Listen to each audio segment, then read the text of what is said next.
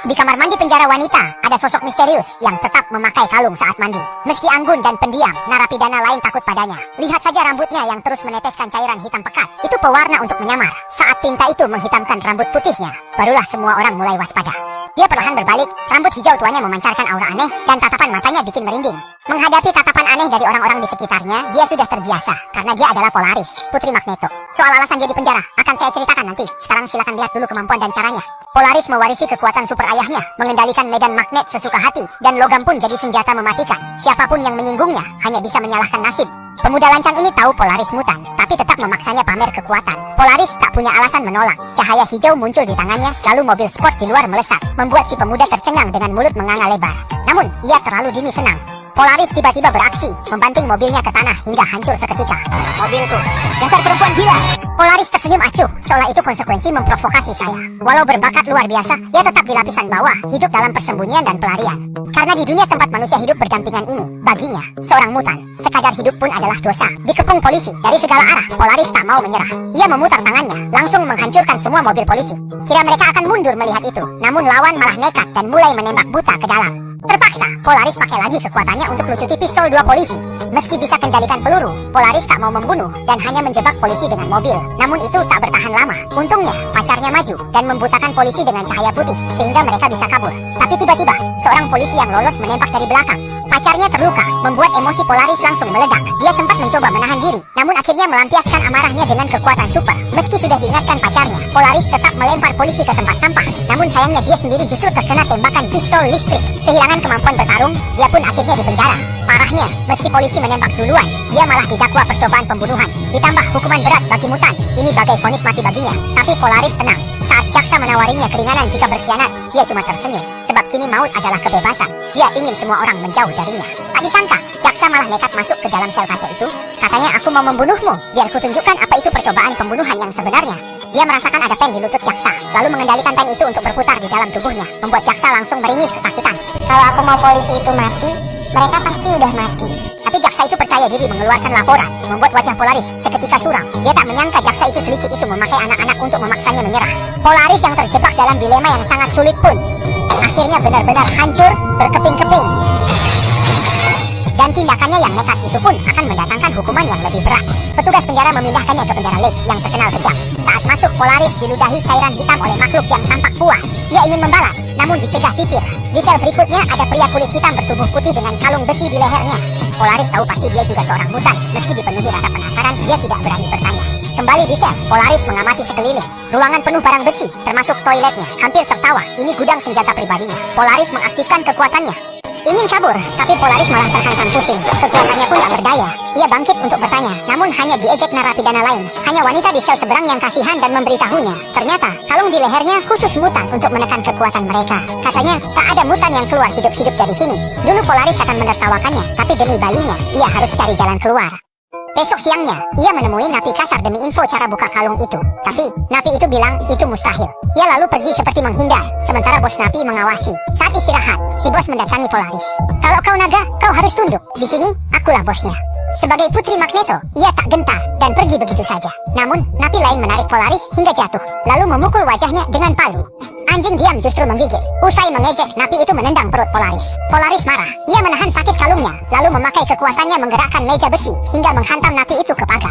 Saat anak buah Napi terus memukulinya, sipir datang dan langsung mengurung Polaris ke sel isolasi tanpa memeriksa. Polaris merasa putus asa. Namun, teringat bayi di kandungannya, tekadnya kembali kuat. Dia mempertaruhkan segalanya, mengerahkan sisa tenaga ke pintu besi. Meski otaknya terancam meledak, akhirnya pintu sel pun terbuka. Namun tubuh lemasnya membuat ia kehilangan peluang kabur. Beberapa hari kemudian kepala penjara memindahkannya dan Napi lain ke tempat lebih ketat dengan mobil khusus. Plastik khusus ini meredam kekuatan supernya, tapi rekan Polaris sudah menyiapkan penyergapan matang di jalur mereka. Saat mobil tiba, dua orang berkekuatan super langsung menghancurkan bannya. Orang di dalam mobil pun mulai merasa curiga. Sambil perbaiki ban, mereka bangun pertahanan ketat. Saat itu, pria tak kasat mata mendekati mobil Polaris, tapi wujudnya langsung terlihat. Ia pun tertembak dan jatuh. Seketika, semua pemilik kekuatan tak bisa memakai kemampuannya. Lawan rupanya memasang alat pengacau. Pacar Polaris pun terpaksa memakai senjata api. Gadis berambut panjang melindungi pria itu, sementara Gangzi dan si mata biru mencari pengacaunya. Di pinggir jalan mereka menemukan pria bermata emas, itu Paus, mantan rekan mereka yang kekuatannya mampu menekan pengguna super lain. Gangzi diam-diam mendekat dari belakang, lalu memukulnya hingga pingsan. Saat itu, Polaris di mobil tahanan girang karena kekuatannya kembali. Sayang, tak ada besi di sana. Namun, ia tak putus asa dan menatap pen baja di dalam pahanya, lalu memberi isyarat pada Polaris untuk mengambilnya. Senjata itu dipakai untuk kabur bersama. Polaris sempat ragu, namun akhirnya tetap melakukannya. Seketika, 3 pen baja keluar dari kakinya, lalu memotong tali pengikat mereka. Saat penjaga sadar, semuanya terlambat. Mutan di luar pun pulih kekuatannya. Pacar Polaris meledakkan tangki bensin mobil dengan laser, membuat para sipir terancam. Pemimpin mereka pun memerintahkan tembak di tempat. Di sisi lain, si mata hijau merobek ruang dan membawa pria tak kasat mata serta gadis berambut panjang pergi. Tepat saat itu, pintu mobil tahanan terbuka keras dan Polaris berhasil lolos. Tanpa belenggu, ia bagaikan bak. Selama ada baja, ia tak terkalahkan. Melihat itu, kepala penjara tahu diri dan segera memerintahkan pasukannya mundur. Polaris pun tak mempedulikan mereka, melainkan langsung memeluk pacarnya. Berkat kerja sama para mutan ini, akhirnya Polaris berhasil diselamatkan. Namun, bahaya lebih besar menanti. Saat mereka bersiap berduaan, sebuah drone sudah mengikuti. Polaris mencabut kaca spion lalu melemparnya keluar untuk memastikan posisi drone. Sang pria tak mau kalah dan melepaskan kekuatannya. Pantulan aurora panasnya melalui spion berhasil menghancurkan drone tersebut. Rasanya luar biasa bisa menggunakan kekuatan super dalam keseharian seperti ini. Namun, saat melanjutkan perjalanan, mereka tiba-tiba dihadang FBI yang menodongkan senjata. Sebagai putri Magneto, Polaris tentu tidak takut dengan ancaman seperti itu. Dengan sekali ayunan tangan, ia dengan mudah memantulkan kembali peluru-peluru tersebut. Kepala polisi yang sudah terbiasa hanya bisa pasrah menunggu nasib. Namun, Polaris tidak membunuhnya, melainkan mengendalikan besi beton untuk melilit leher pria itu, memberinya sensasi kalung besi beton. Saat bala bantuan polisi tiba, Polaris kembali menggunakan kekuatannya untuk membuat semua benda besi melayang di udara. Kemudian, semua benda besi itu menembus kaca gudang dan akhirnya menancap di kap mobil polisi. Jelas, dia sedang menunjukkan kekuatannya kepada mereka. Namun FBI malah semakin berani, memanfaatkan kelemahan Polaris yang tidak berani membunuh dan dengan cepat mengokang senjata mereka. Setelah itu, beberapa granat gas air mata ditembakkan ke dalam gudang dan asap mulai memenuhi ruangan sehingga Polaris dan yang lainnya terpaksa mundur perlahan. Setelah kembali ke tempat para mutan, Polaris mulai mengajari anak-anak ini bagaimana cara mengendalikan kekuatan mereka dengan cepat. Manusia tak pernah menganggap mutan sebagai sesama, melainkan menahan dan memperlakukan mereka layaknya kelinci percobaan. Karena itu, Polaris harus memimpin mereka untuk terus berjuang dan melawan demi bertahan hidup. Suatu hari, penjaga melihat pasukan besar di luar yang berniat menghancurkan markas mereka. Kabar segera dikirim ke pusat, dan Black Iron langsung memerintahkan evakuasi. Kali ini, FBI datang dengan persiapan matang. Mereka membujuk sekelompok mutan dengan kekuatan super yang kuat untuk melakukan serangan. Untungnya, di markas sudah lama digali sebuah parit yang mengarah ke tempat jauh. Dan setelah kakak beradik itu menyalakan listrik, mereka berencana menghancurkan seluruh markas untuk menutupi jejak terowongan tersebut. Setelah semua anggota berhasil dievakuasi, para mutan yang telah dibujuk untuk berkhianat sudah menyerbu masuk. Salah satu mutan menggunakan busur gelombang suara untuk menyerang ke segala arah. Namun saat itu di pabrik hanya tersisa kakak beradik tersebut. Mereka saling berpegangan tangan dan menggunakan kemampuan pamungkas mereka. Cahaya yang sangat kuat menerangi seluruh gedung, dan serangan paling menakutkan adalah yang terjadi tanpa suara. Tanpa sedikit pun suara, markas mutan itu terurai menjadi partikel merah di udara. Sementara itu, Polaris sedang menjalankan sebuah misi pembunuhan. Dia harus... Tewasnya pemimpin mutan memicu amarah kawan-kawannya. Mereka merasa ini hanya memperburuk konflik dengan manusia. Tapi Polaris tahu, tanpa ancaman besar manusia takkan menghormati mereka. Lalu bagaimana mungkin mutan dan manusia bisa berdamai? Karena itu...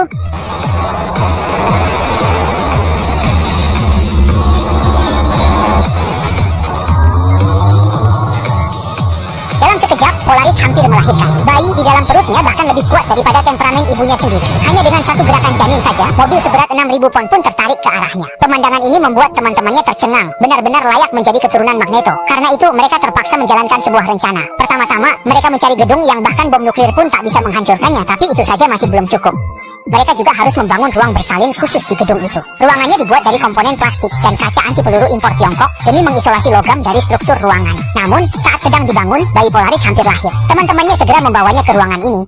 Rasa sakit membuat Polaris tak sadar melepas kekuatannya, hingga logam di sekitarnya bergerak kacau.